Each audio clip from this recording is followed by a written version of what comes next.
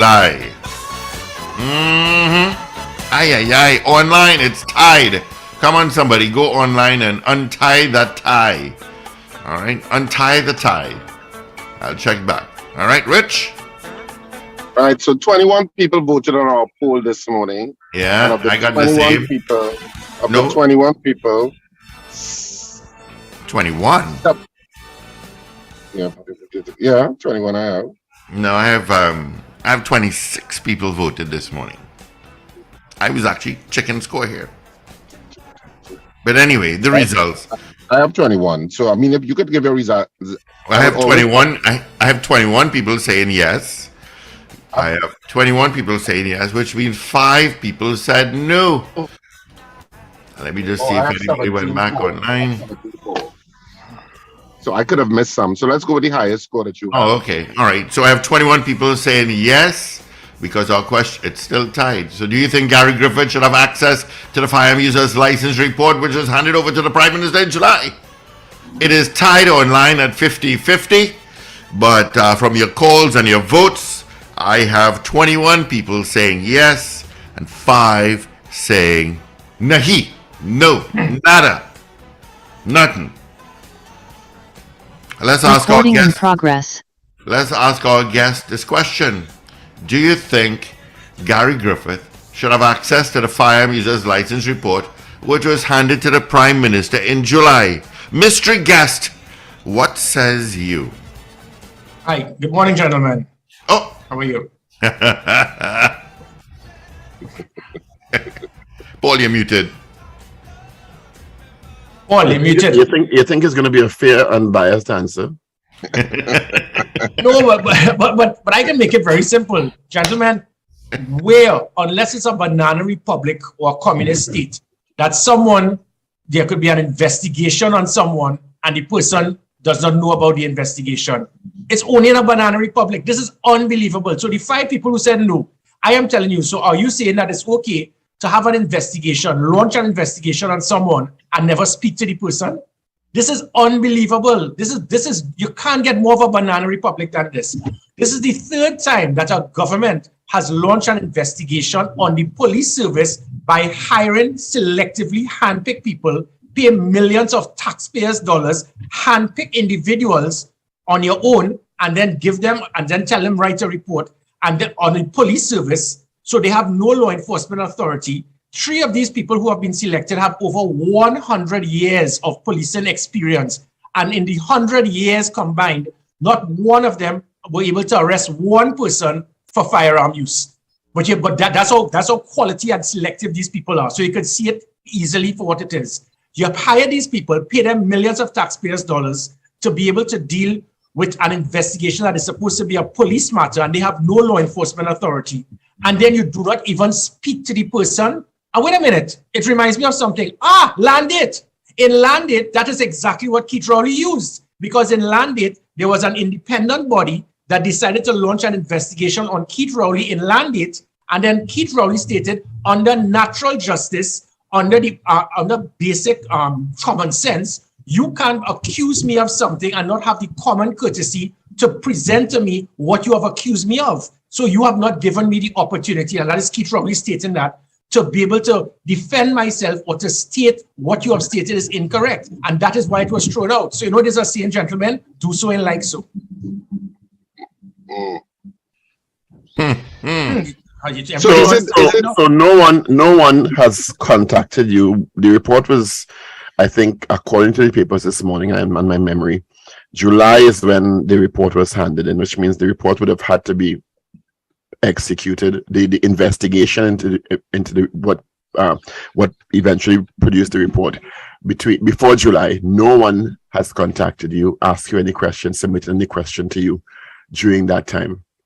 Exactly. So for the 5 people, your head can't be so not in the sand, but in the Balizé plant, to be so naive to state that it is okay for people to do an investigation and then they come up with findings that is so alarming that you have to take it to Parliament, but you do not have the common courtesy. So these 3 retired police officers, you're as clueless as you come, because you didn't have the common sense to launch an investigation, because the audit was only during the period of Gary Griffith. Because, you know, for the decades before Gary Griffith, there was never a concern about perception of corruption with firearm issue. It's only when I came. So anybody could see that this was a politically manipulated, padded report.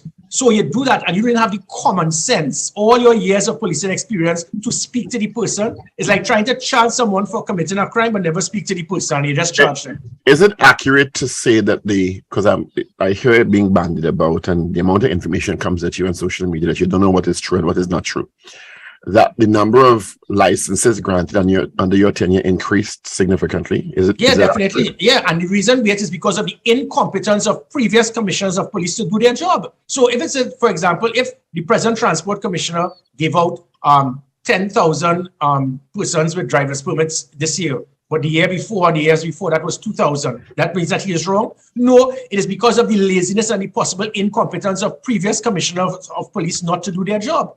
Because but I also understand, and correct me if this is also inaccurate, that there was some screening process that went awry in the last iteration when these licenses were being granted. Some committee that was set up in the police service that may not have been functioning properly. Is that correct? Total lie. And that is why these three jokers didn't have the common courtesy or the common sense to contact me.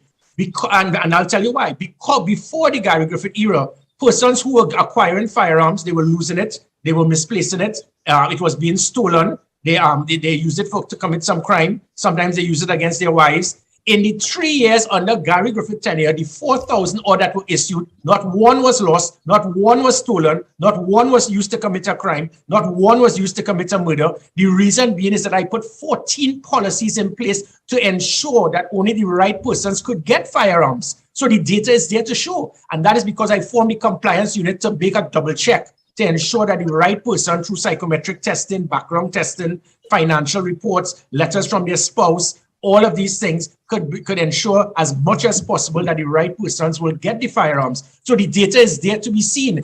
It was before me that firearms were being lost, stolen, misplaced, used against their spouse, used to commit a crime. In my 4,000, out of 50,000 people who had applied because of the incompetence of the previous commissioners not to do their job because they felt that nobody must get a firearm. My take on it is that if you're a law-abiding citizen and the state cannot protect you, it is your right to apply for a firearm, and it is not my right to prevent you from doing so.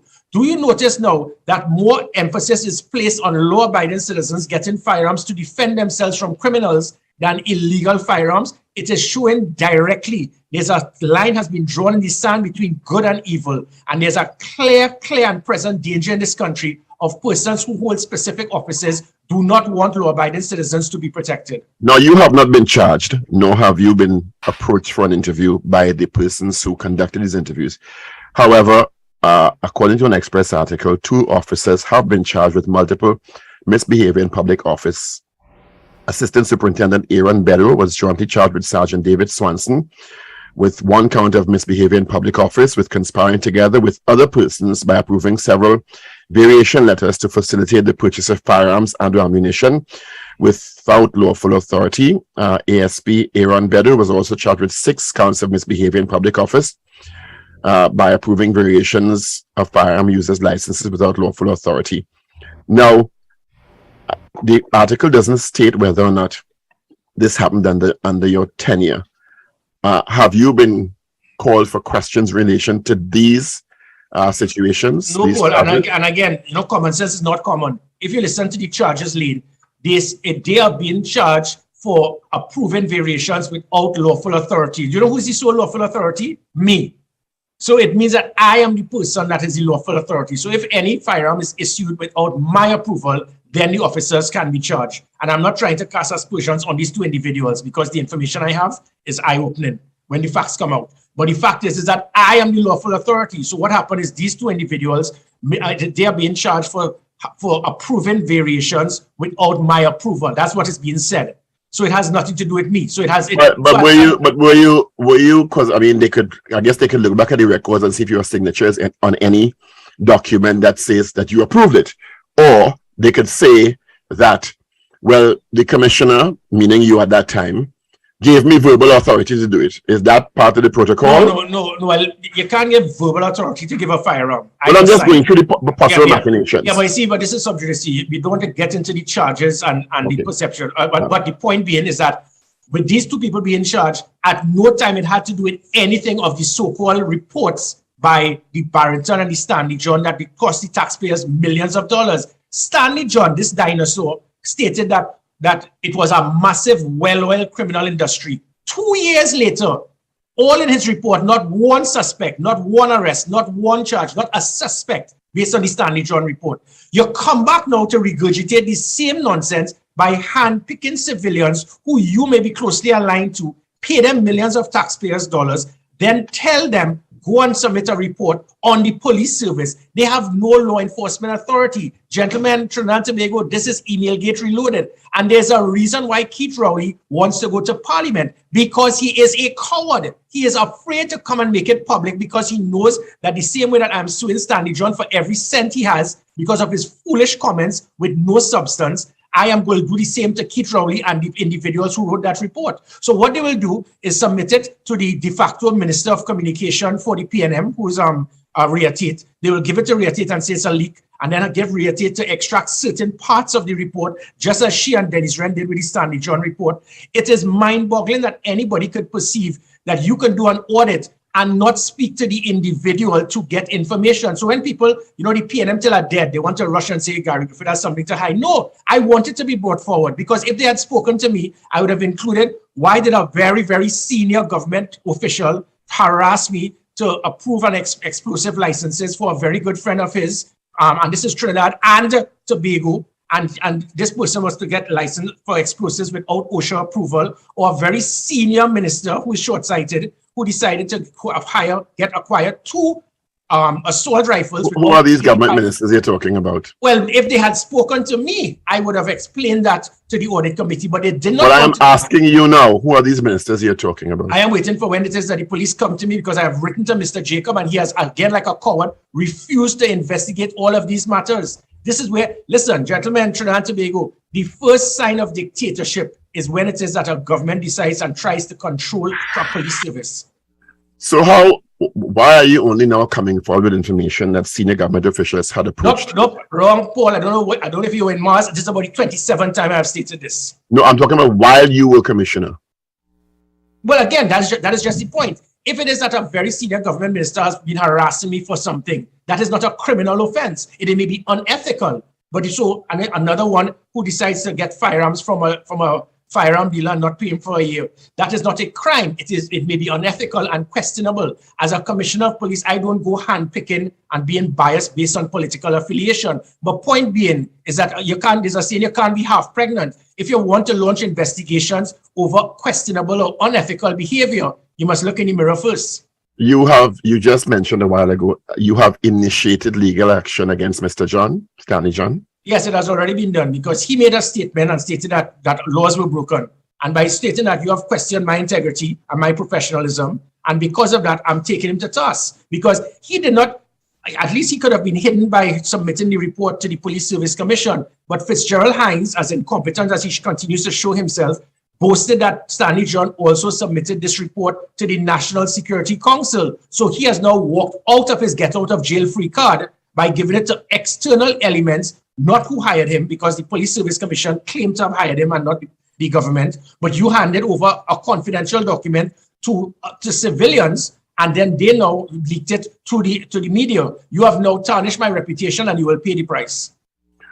You have now, according to the Express article this morning, you said you want access to it because it contains information about you as purported by the Prime Minister, and you want the option to reply. Let's go into that a bit.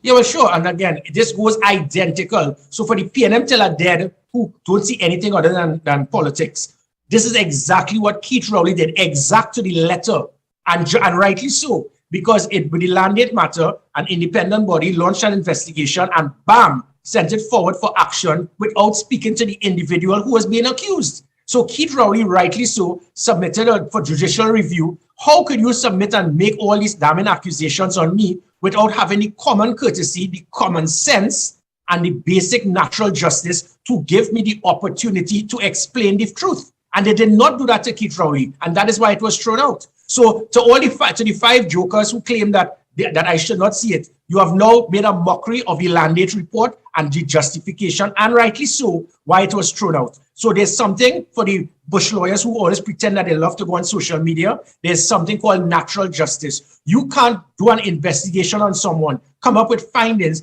and not have the common courtesy to speak to the person to say, this is what I've been told. The 3 reports, gentlemen, on Trinidad and Tobago, it is all littered with, it has been reported, it has been rumored, and we have heard. Email Gate Reloaded, Scott Drug Report, Judith Jones Report, Stanley John Report. This is a banana republic where politicians just handpick individuals, let them go out there, do reports, and then when they have these findings, nothing could come out because there is no evidence, there's no data, there are no witnesses. All it is a report we have heard, and it is used deliberately to try to assassinate the character of political opponents. And very little could be done because the police can only investigate, charge, if it is that there's evidence. This is the same Keith Rowley who, again, as a hypocrite stated, he is not going to deal with the Foster Cummins matter based on the special branch report, which, by the way, is a lawful bona fide law enforcement agency. And Keith Rowley said that is just a report. I work on facts and evidence. The hypocrite as he is now sees a similar situation by non-law enforcement agencies submitting reports, and he wants to run and ramage. Why do you think he's going to Parliament? He's going to Parliament to hide under the cloak of Parliament because it is the only place that someone could lie, mislead a country, and not be sued. Now, you said you have not been approached in response to any of the contents of this report. I mean, that's the allegations, the contents of this report, because we don't know what's in the report, barring the few pieces that the Prime Minister may have uttered on various occasions. Could it be, and I'm trying to go through all the machinations here, so that someone is contemplating further legal action in response to what is contained in that? That's why you have not been given sight of it yet. No, it can't. You see, if there's a matter that is undergoing investigation, to start with, by you making it public, you have now smeared and affected the investigation that the police could be doing. So to start with, you have given the individuals who may be possible suspects a get out of jail free card, because by bringing it forward to the public, you have now given them that opportunity for their attorneys to say, this is a matter under police investigation, and you have now tried to smear it by getting the public to be involved. So to start with, that is common sense that Keith Rowley lacks that, obviously. So you cannot do that. So if there's a matter that is undergoing police investigation, you cannot make it public because the police have to investigate. And if you make it public, you can cause persons to cover their tracks, which, by the way, if this goes to Parliament or anywhere under the situation of the Proceeds of Crime Act, under tipping off, you can very well be charged because you have now made public certain situations and allegations of individuals that will cause them now to cover their tracks to prevent the police from pursuing their investigation. Now, given the fact that you have not been approached and the report allegedly contains quote unquote alarming information about the firearm users license situation, you're asking for access and the right to respond. One of the letters went to the Honorable Prime Minister and one went to the Police Service Commission. Why the Police Service Commission? Well, it's obvious. The Prime Minister is yet again trying to influence and interfere in a bona fide independent body in a process that is not supposed to be used to be contaminated by politicians. He's been blatant now. He does not care. He does not care what the country thinks. You are a Prime Minister. There's an independent body doing a selective process for a commissioner of police. Someone is an applicant and you jump the gun to dog whistle to the Police Service Commission. I don't want that man there. That is a signal to the Police Service Commission if we put Gary Griffith as first, which I could come first right with my left hand. I got the highest number of points, 17% more than the closest person who's serving in the police service. So there's no way that I cannot come first. The only way that I cannot come first again is if it is padded and there's political. Well, are you still eligible? You're now the head of a political party. Can you tell me what law it is that makes me ineligible? Political bias? That's not a law. Duh. No, and it's not a law, but you spoke about ethics and guidance of ethics earlier. Well, okay, so right. So now that you have brought that to your attention, I'm glad you said that. So what it is that all of the other applicants who have applied, you know for a fact if they're not PNM or UNC till they're dead, the one difference that you can have is that Gary Griffith has made it known that I hold no political affiliation or allegiance to any bona fide political party that holds power, that holds authority. There are 41 members of parliament and 120 plus who hold councillor positions in regional corporations. They are all PNM and UNC. So it means that I have no power, I have no influence, I have no authority, and I have no bias against either side of people who hold the power and the authority. But you're offering yourself up to be in that position. Yeah. Do you think that's tenable? So because of my anticipation to do something, it makes me ineligible. The fact of the matter is that had I known there was a snowball chance in hell that Keith Rowley will not be a biased individual that will deliberately ensure that I will not be eligible, I would have stepped down as a political leader. But the country knows that an individual who sees hate, malice, and totally out of control when he does not have his way would never put me as commissioner of police. So listen, my military training trains me that I know 3 steps ahead.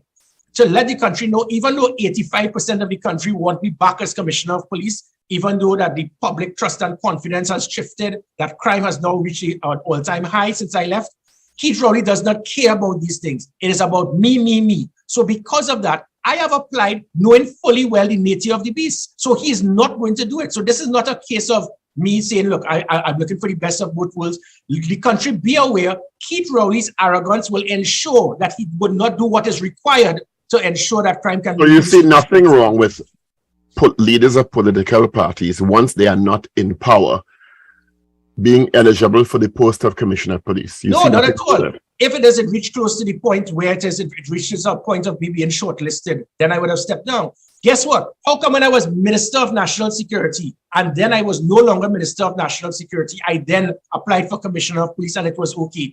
When it reaches the point for me to be the Commissioner of Police, or that is when it's like I could easily step back. But it will never reach that point. By Keith Rowley making that statement to the Police Service Commission, they have been on hold for a month.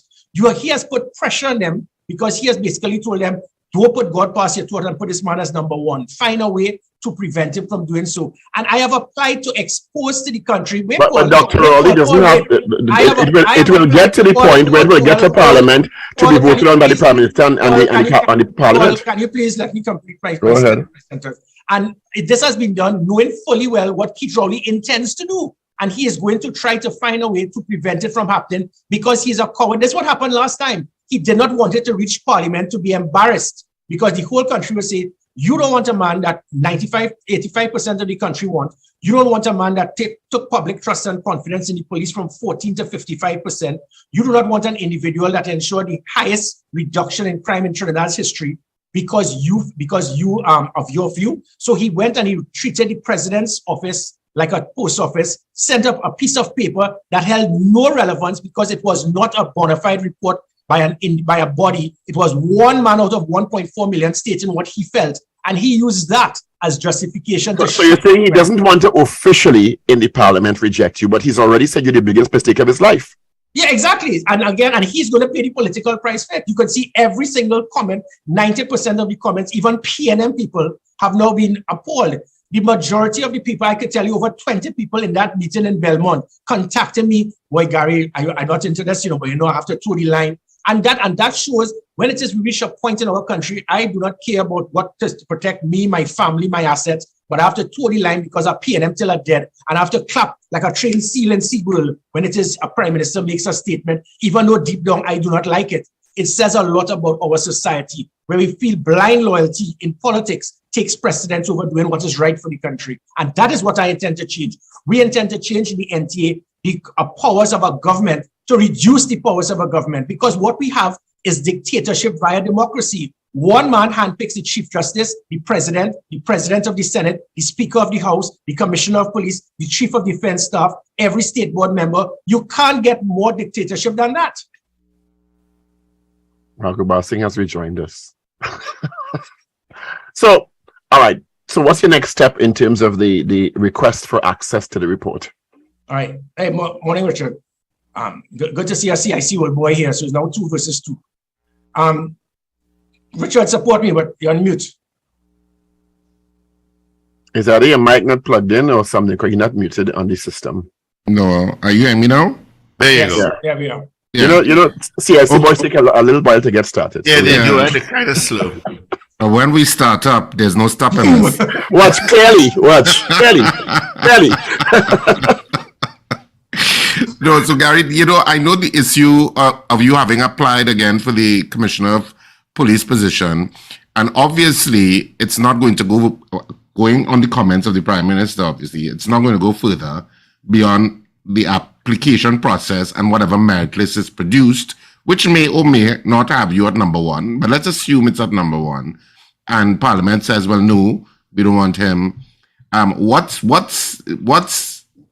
I suppose my real question is, what's the point of you pursuing the application when you know it's already destined in a certain direction? To expose to the country the type of person we have as a government, to expose to the country the Prime Minister that we have, where he is stating, I do not care what the Police Service Commission thinks. I do not care who's the number one. I do not care who's the best person for the job. I do not care who might be the person that could turn around crime. I do not care who lifted public trust and confidence. It does not matter to me. I do not care. I, Keith Rowley, must decide for myself, and everybody must just clap like trained seals because I say so. This is indicative of what Patrick Manning said about the man. So that is the reason for this. What I have done is deliberately gone here in a position to show to the country the type of leadership we have. And it must change. It must never be about you. If I was Prime Minister and there's a commissioner that I totally despise, but I know what the country wants, who is the best person for the job, you swallow your pride, you swallow your ego, and you do what is right for the country. Is this what the country wants as a Prime Minister? He has all his security, so he can say what he wants. He does not need firearm licenses. He doesn't need to have extra security. He doesn't have a concern, but the country has a concern. People are being raped, murdered. But is it less an issue of the individual and more an issue of the Constitution? Because the issue of swallowing egos is a difficult thing, even for you, I suspect, Gary. No, but the point is, there have been many people that I really got just speaking to them. But the fact is, the matter is, if I know that that person is the best person for the job, whether I was in the Defense Force, whether it is I worked in the government as Minister of National Security, as Commissioner of Police, I do not have to like you. It is not what my blood takes you. It is what is right for the country to get the job done. And that's what you would have seen, Mary. Being Minister of National Security, it was the highest reduction in serious crime in the history of Trinidad and Tobago. As Commissioner of Police, it was the highest reduction in violent crime in the history of Trinidad and Tobago. I deliver. And the reason I deliver is I'm a team player. And regardless of whether I care, I like or don't like you, I select who's the best person for the job. Not if my blood don't take you, I don't care what the country says and I don't care what is right for the country. That is not the type of leadership we want. However, Richard, let me add, you are correct, because that is the reason why the NT has been formed. We have to get into that constitution to change, to ensure that the powers of a government can be reduced, because what we have, as I stated, is democracy via dictatorship. Gentlemen, I have to run off now. I have one more question for you. You want the report, you want access to the report yourself, and as opposed to it being leading Parliament, would you have an issue with it being made just public for transparency? Well, I dare him to do that. They can't. They will not do that, because any statement made to try to defame me, they will be sued. That is the reason why they're going to Parliament, gentlemen. They are cowards. They know what they are doing. So after the Stanley John report flopped because they could not call names, he realized to call my name to defame me, because, listen, the job of the PNM, if they cannot control you, they have to destroy you. The PNM spends more time trying to discredit and destroy others than trying to find ways to solve problems. So that is why it is going to Parliament. It is somebody whispered to him. He probably had to go on a step ladder because he's so short. Whispered to him in his ears. But you're also short, Gary. When you keep making these statements, you're not a tall man. I am 5'10". I'm you're not a tall man. You also short. You're talking about this short man. That short man. As if you're a tall man. You're a short man too. I am tall in stature. Well, yeah, you're getting wide. I would agree with you getting wide. And is it? I know you're blasting PNM generally, but is it really a PNM issue or just a leadership issue? It's a leadership issue, because the PNM have done so much for this country. Hats off to them. And PNM is a very good party that with good people in it, many good people. It is the hierarchy of the PNM that has changed, that has affected the PNM and the country. I have one last question before you run. So you're criticizing the hierarchy. Okay, I get you. Why were you not at the independence in the Savannah yesterday? I'm out of the country right now. But however, again, it shows pettiness. Usually when there's these functions that will take place, all the previous commissioners of police will be invited. I was not. But it sums up the pettiness we have in this country that would change under the National Transformation Alliance. Q. Cue music. And He flag. leave. He leave. Have a good day, Gary Griffith. Thank you so much for being with us. Okay. Thank you. Recording stopped. Gary calling somebody short. Yeah. Yes, no call nobody short. Yeah, Please. said with the arrogance of somebody Yeah, who's don't tall. call nobody short. I can call people short. You can't call nobody short. I can call somebody. It's very few times you can stump him, eh? Yeah. He's short, but that's short, man. But you're short, though.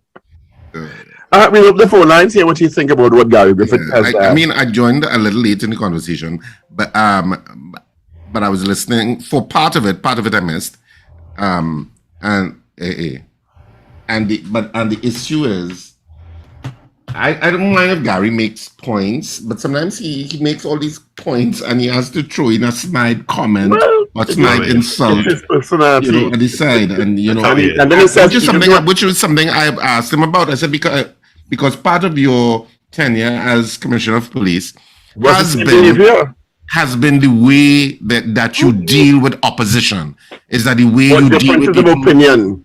who have alternate opinions to you? And there has to be a way that he has to cultivate. All leaders have blind spots, I guess. I mean, and that's a huge blind spot, that you have to have a way that you can navigate conflict without necessarily being disrespectful to other people. I don't know how For example, calling Stanley John a dinosaur. Yeah, I stuff mean, like Stanley that John- is unnecessary. Yeah, Stanley John has contributed a lot to this country in jurisprudence, etc., and he comes with a lot of that legal. Not only this stature country, the region.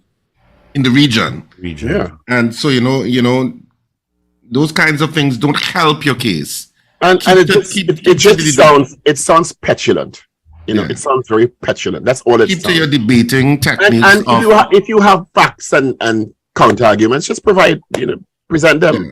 But you have to put in the snide remarks and the insults all the time, and it's unnecessary. Because And he it does make doesn't- some valid, it doesn't- he does it make some doesn't valid show- points. But it also, while accusing the Prime Minister of X and Y, you come over almost in the same way that you're accusing him of. You understand? So Yeah. the need to throw the judge, and I said he makes some very valid points. He can provide an argument. He's no fool. But the need to throwing those things, it also speaks to your leadership capabilities or your leadership character or personality. There has to be a way that you could Yeah. debate on those issues without throwing. And it's not said in a jocular Bombs. manner, because it's vitriolic. You know, it's not one or two. It's you make a point and then your job. You make a point, says, I don't know. Is that the kind of politics you want to present as a leader of a political party? And I also don't buy that you could be leader of a political party, present yourself for commissioner of police, and think that not because you're in power, it makes a difference. I don't think it's tenable. Say that again. I'm not understanding. I asked him about whether or not he thought he was eligible still for the post of commissioner while being the leader of a political party. He said he didn't see an issue with that because he's not holding on to any power right now. He's not in a position of official power. And I don't know how that could be as the leader of a political party. But then he made a pretty good point, but he was a Minister of National Security in a political environment and was made commissioner of police. So precedent is set, you know? Yeah. I mean, you would have to relinquish one or the other. depending Yeah, on but what I you mean, want. Yeah. in a moral and ethical context, do you think that you want somebody who is championing a political party as leader and espousing certain political views against X, Y, and Z in a political environment to now step down and be commissioner of police under X and Y? Or even let's say your own party wins? Well, if his own party wins, he wouldn't be commissioner of police. Well, then you can't have it both ways. It's like you want the cake and eat it too. Yeah, he wouldn't. You He understand? wouldn't want to be It commissioner just- of police at that He point. said it's not in the rules or laws, but I just think it's untenable, quite frankly. Yeah. And the reality is, you're not going to be selected because the Prime Minister's already telegraphed. And not even telegraphed. A telegraph But- implies that there is some level of, I'm not There's seeing no it. ambiguity. There's no I'm not ambiguity. seeing it. You are the biggest mistake of my life, and it won't happen again. But the question we keep asking, that we've asked even before the imbroglio excluded, is that why, if the government did not want Mr. Griffith to be reappointed. Wait until you come to Parliament. Not so? Yeah. Wait, and then just say no. Yeah. As you have done for several other applicants on the short list. Yeah. Just wait until you come to Parliament and say, no, I don't want him. And provide the argument in a parliamentary debate as is done for the appointment of a commissioner of police, and say, they may not say I don't want this one, but they might say why they want this one over that one. You understand? I don't understand why that just wasn't done. And just because if you could come out at this stage and say he was the worst mistake of my life, and to me no difference between in Parliament and out of Parliament saying that. You understand? You've telegraphed to the country that I don't want him as commissioner for whatever reason. Yeah. And provide the reasons. I mean, some of the reasons have been, we get little pieces of it. You know, alarming is not, as you say, as definitive as X, Y, Z happened. But I guess they're all legal ramifications to all of that. And the numbers are? 222-TALK, 222-8255, 612-8255. North Americans, 866-525-1099. We're taking some of your calls. As we post review, I guess. I just think maybe I'm naive. I just think to Richard's point earlier on, that leaders in power and leaders aspiring to positions of power should have a particular type of presentation of their ideas, thoughts, and arguments that does not include descending into he's short and she don't dress good and he this or she that. You understand? I just think, is that where we are 60 years? That's what he did. And here they say, well, there's having other parliaments around the world. Does that mean we can't do better? No. Come on, let's raise the bar around the world now. Yep. It's just to descend to that all the time, personality jobs and how you look, and if you're short and if you're tall, and if no, come on. It can't at that level, governance and leadership. What books say that? Yeah, I mean, come on. And these are all highly educated people with a lot of experience who asked for a different kind of politics at one stage. Not so they all asked, let's have a different kind of politics. And then you don't display that yourself. So the petty jobs and snide remarks are just unnecessary. But it's obviously part of his personality, because it's already part of his personality and how he deals with arguments and debate and conflict. But maybe it's a blind spot for him and he needs to address it. I don't know what Zoom have against ears, eh? Zoom have something against ears, Yeah, fine so. Where my ears going? All right, we have some calls, gentlemen, so let's grab them. Good morning. Hi, good morning. Morning. Good morning. Morning. I find it particularly rich coming from Gary Griffith that the Prime Minister is dog whistling to the Police Service Commission, Service Commission, trying, the insinuation there is that he's trying to influence, their whatever the process that's going on right now. But isn't he the only applicant to have been commenting on the process for the last how many weeks? I mean, he's complaining about something that he himself has been doing, going on and on again, saying what he did, what he didn't do. Isn't that like a short man calling the Prime Minister a short man? Well, to be fair to Gary, he's in the unique position of being a commissioner before, with regard to the other applicants. The other applicants would not have been commissioners before. No, you don't know that. So he is going to reference, he has a track record on which to judge him, which he can put, which is in the public domain anyway, and he's just re-articulating that and using the positives of his tenure to argue his he has the right public. to do. The other applicants don't have that. But you don't know who the other applicants are. That's the point. Well, I could tell you the other applicants don't have that, because the other applicants we know were not commissioners of police. Could only be an acting commissioner, because Mr. Jacob has indicated he's applied. Not so? Yeah. So he's an acting commissioner. No, but the point I'm trying to make, right, is that the best course as well. I shouldn't say the best, but one would expect a process like that, and you're complaining about the sanctity of the process, right? And we want to have the service commission remain independent, and all of that. That's fine, right? But one would expect that if someone were truly interested in becoming a commissioner, and you're aspiring to the office, and you are want to protect that the office itself, you let the process follow through, and at the completion you will say what you have to say. But someone could also argue that, well, the process has ended in the collapse of a previous iteration of the commission, and you're providing checks and balances to ensure that all is well, because there had been issues with the previous iteration of the commission before, and you have the right to comment on that and hope that situations like that don't occur again, because it happened and it's public. All right. Thank you, caller. Criticism of the process, I think, is healthy. Yes, and, of course. And ultimate, especially if there are certain valid points that can be made, even though people may have their own agendas. But certainly that you have a police service commission that's independent, it's constitutionally protected, and whose one of its major and following the process as articulated by their rules, regulations, and laws. Yeah, and one of their major duties is to select a commissioner of police, and then this commissioner of police has to then be vetted by Parliament. It's crazy.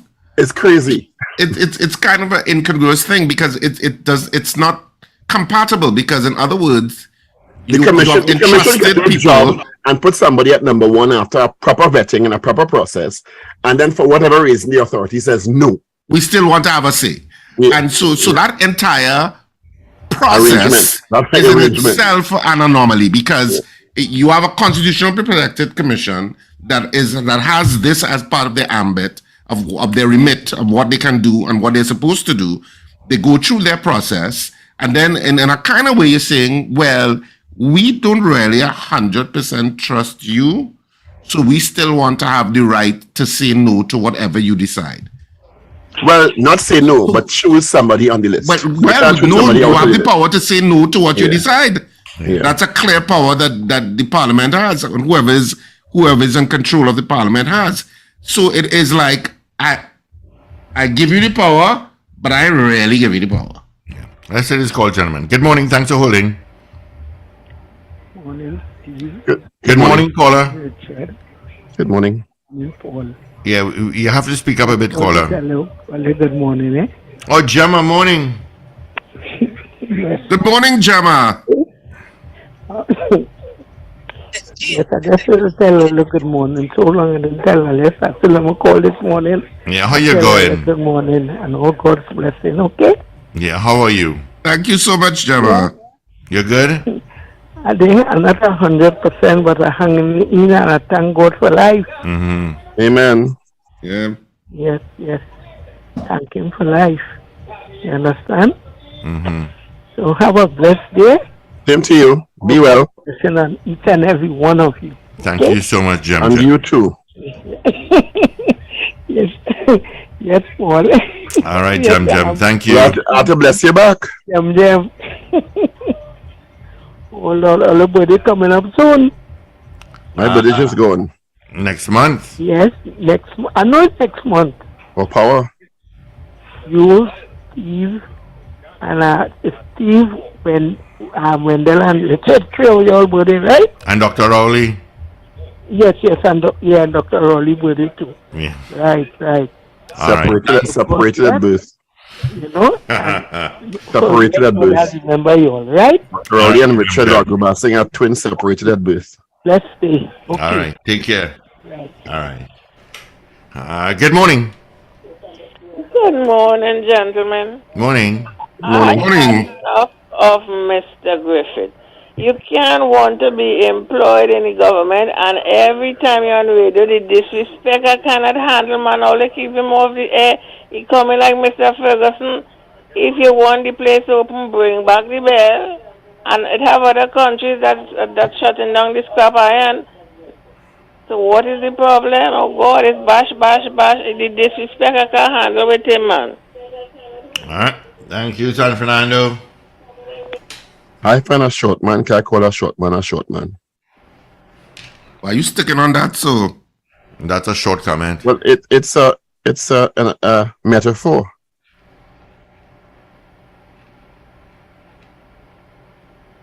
Anyway, we're taking your calls to talk 222-8255. Normally you'd have a response, you know.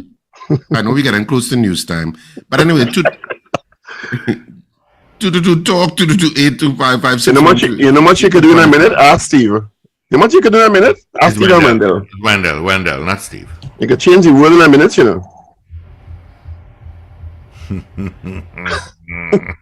He's saying a word.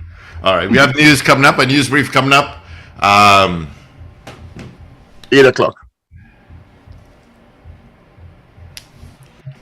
All courtesy Champlain Auto Services. They're editing, Steve, very often. They're editing to try to get you a clip from the interview that just ended. Yeah, we have no clips in this news. It's not as well. Sometimes they put one just to make you feel proud. All right, let's get into 8 o'clock news brief. All courtesy Champlain Auto Services. This is your news bulletin from Power 102 Digital. Anyone who believes that it's okay to do an investigation, see that the findings are alarming, but never speak to the person at the center of the investigation as they head